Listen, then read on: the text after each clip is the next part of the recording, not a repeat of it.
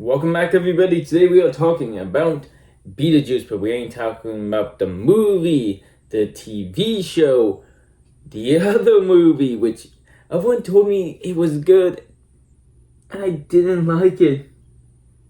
And I'm more disappointed with myself because I wanted to like it, but man, but we're not talking about the movie. I can go in on that movie for a while.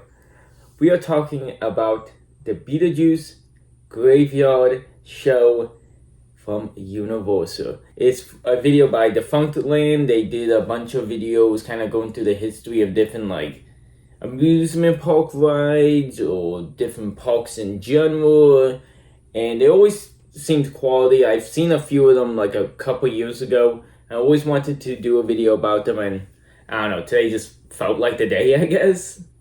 If you enjoyed this video, let me know in the comments below. I'll link the channel at the end if you want to check them out. And without further ado, let's get into it. The film was a critical and commercial success, which of course means merchandising, video games, mugs, an animated series, candy bowl holders, mugs, Halloween costumes, mugs, sexy Halloween costumes, shirts, and of course, theme park attractions. And I'm not just referring to the Graveyard Review. If you remember the Defunctland on Ghostbusters Spooktacular, you will remember that BeetleJuice appeared in walk-around dance shows with the Ghostbusters at Universal Studios Florida. The first was called Street Busters, or BeetleJuice Dead in Concert, and the second was called Extreme Ghostbusters, The Great Fright Way. In that episode, I forgot to mention a third show with the Ghostbusters and BeetleJuice, Ghostbuster House Call. This was another street production where the Ghostbusters defeat BeetleJuice, just without the awkward dancing. But we need the awkward dancing. I go to Universal Studios. Ignore that I've never been there, but you guys don't know that, so I'm just gonna lie. But we all go to Universal, you, me, everyone, to see the Ghostbusters twerk on a fallen BeetleJuice. Who made that decision?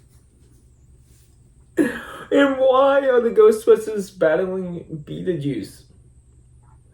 I mean, it's a cool concept, but you did it 3 times?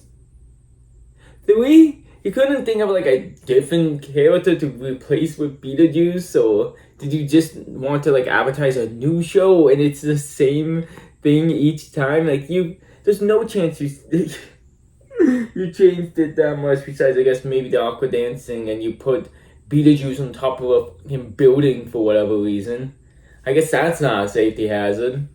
BeetleJuice also had a show in 1991, the first year of Halloween Horror Nights, when the event was still titled Fright Nights. BeetleJuice appeared in a show outside of the Bates Motel, entitled BeetleJuice's Graveyard Tours. This featured Norman Bates, the Blues Brothers, and BeetleJuice. It is worth noting that BeetleJuice is not a Universal property, and the character has been licensed to appear in other amusement parks, such as a live show at Wallaby Holland's Fright Nights.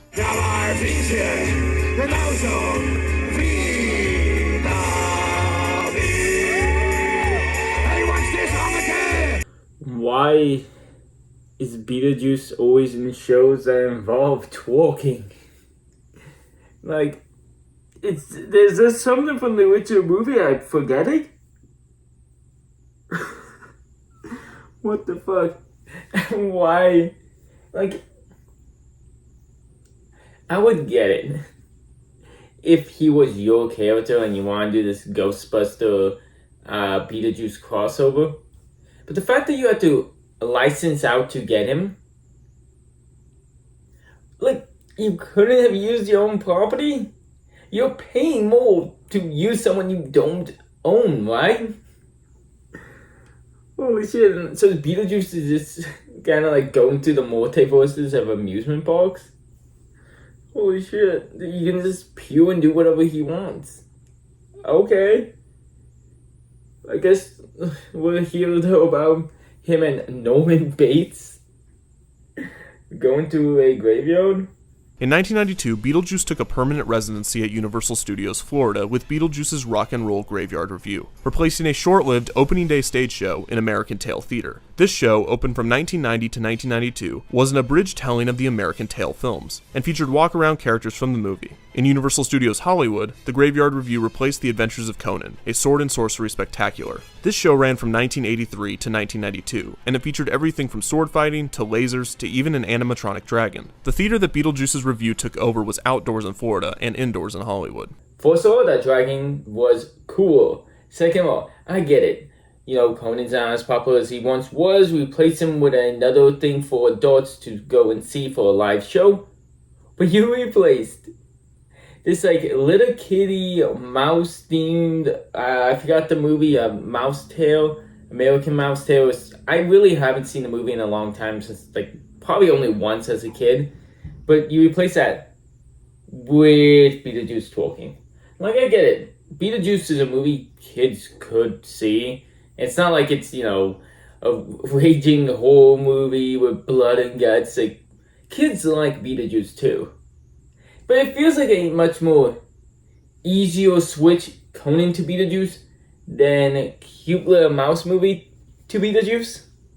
It makes less sense because you're switching from movies you own to something you don't own. So this must be like an expensive thing to do. You have to like license the funk out of this and like go through all these like hoops to get a character that's not from Universal, just to pretend like it is Universal. I mean, I guess they do it with all the Marvel characters.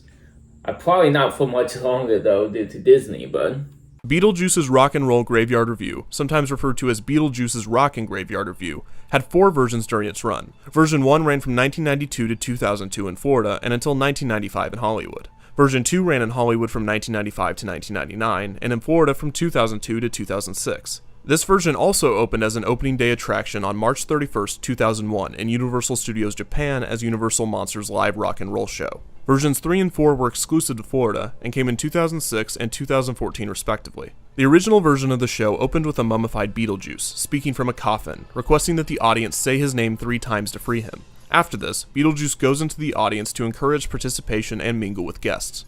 Afterwards, BeetleJuice returns on stage to introduce his fellow monsters. I was gonna make a whole joke about how they had 4 different shows and how it lasted way longer than I thought this would. I thought this would have been maybe like a year-long thing that they gave up on.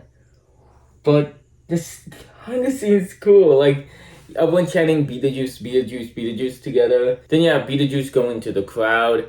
And, I mean, the dancing's a bit weird, but I assume they're gonna put, like, they picked someone and it looks like they have all the different clips that they've shown of BeetleJuice. Of someone who like is gonna full send the character and do whatever weird shit he had to.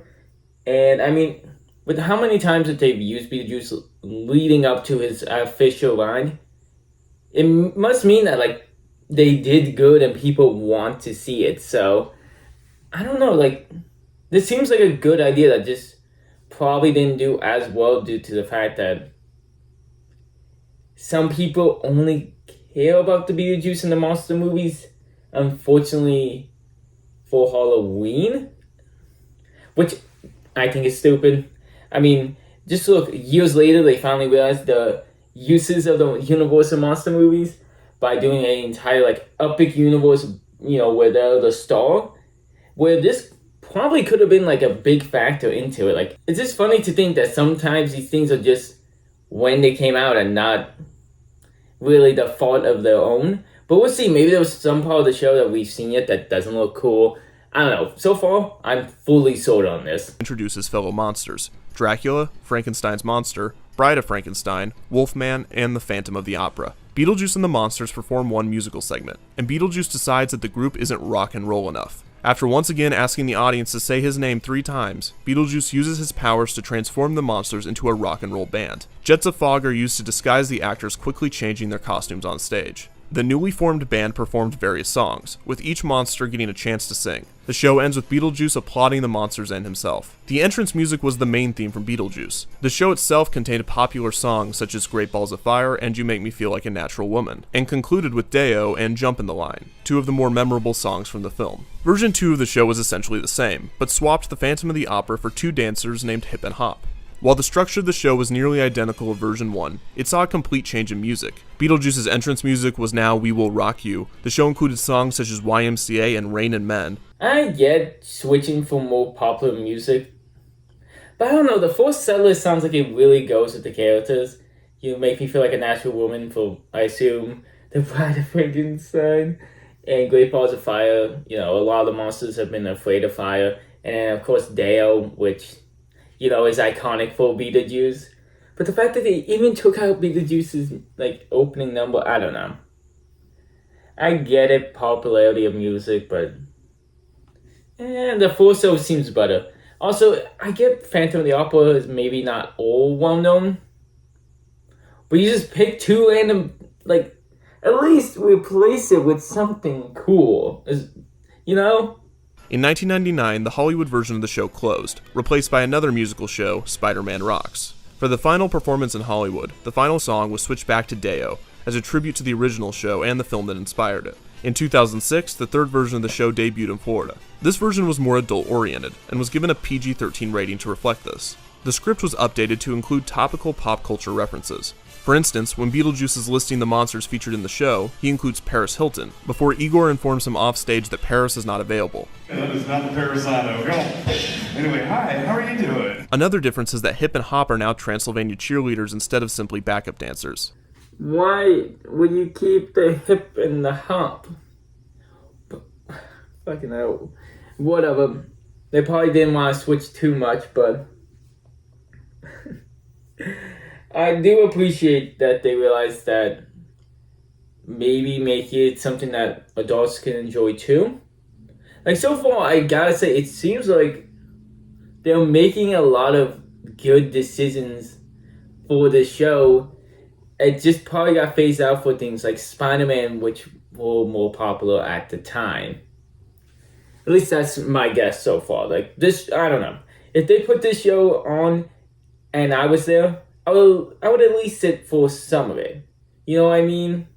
Especially with it being like the outdoor one and you can like walk by. Because like the set's cool, the costumes are pretty cool, and it seems like BeetleJuice is pretty funny. The BeetleJuice main theme was used once again for the pre-show. Hip and Hop were given a few of their own songs, Hey Mickey, Super Freak, and Hey Yeah. The finale was changed to You Shook Me All Night Long. The fourth and final version of the show ditched the coffin opening and started with an introduction by Igor. There are two additional monsters in this version, the Egyptian Queen Cleopatra and the Phantom of the Opera's daughter, Fantasia. At the end of the show, BeetleJuice asks the audience to say his name 3 times one final time, and disappears immediately after. The entrance music for BeetleJuice was cut entirely, and a notable musical addition to the show was Watch Me Whip and Watch Me Nay Nay.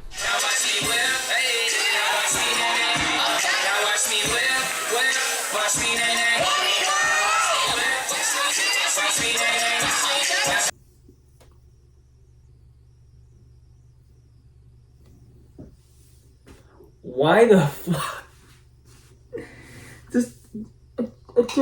I'm just gonna ignore it. I can't. I absolutely can't.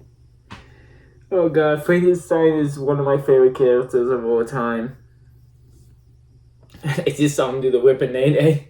I don't feel like insulting the choices of picking characters that are, you know, well known. Instead they just pick Cleopatra, like, who's not a monster. But, like, the more thing about it, I will insult a bit. Cleopatra is not even just like a character that they have, a made-up monster or anything. Cleopatra was, like, probably one of the dumbest choices they could make. At least picking, like, a daughter version of an existing character is something. Cleopatra, like, what the fuck? You could have picked, like, an actual mummy? Or, I don't know, the Mummy? A Universal Monster character? Holy shit. On January 5th, 2016, BeetleJuice's Rock and Roll Graveyard Revue held its final show. The exit music was changed to NSYNC's Bye Bye Bye, most likely in reference to Joey Fatone, who performed as the Wolfman in the show in the early 90s. So, why did it close? Well, as I discussed in the Defunctland on Disaster, a major motion picture ride, starring you, BeetleJuice and Disaster were both closed to make way for Fast and Furious Supercharged. Despite BeetleJuice's Revue closing, Universal Studios still has the license to BeetleJuice. and he's available for autographs and meet and greet at both US parks. And in Japan, the Universal Monsters live rock and roll show is still playing. However, many guests wish he was back on stage in the States, rocking out with his monster band. And as much as some visitors want that, I would recommend not saying his name 3 times.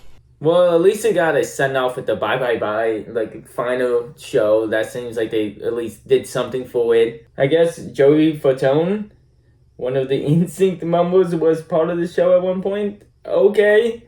But I was right, they just made way for something new and cooler, but I kind of want to see it. Like, even with the Whip and Nene thing, which just sounds ridiculous, and it got a little too modernized. This seems like a real fun show. It seems so cool. And at least for, like, Halloween, that would have been awesome. Probably, like, all the awesome stuff they do for Halloween as is. This would have been so cool to see. But let me know what you think in the comments below if you would have seen this show. If you want me to react to other Defunctland videos, just let me know. The Ghostbuster one sounds interesting. But until next time, like, subscribe, and do all that good stuff. Make sure you have a good night.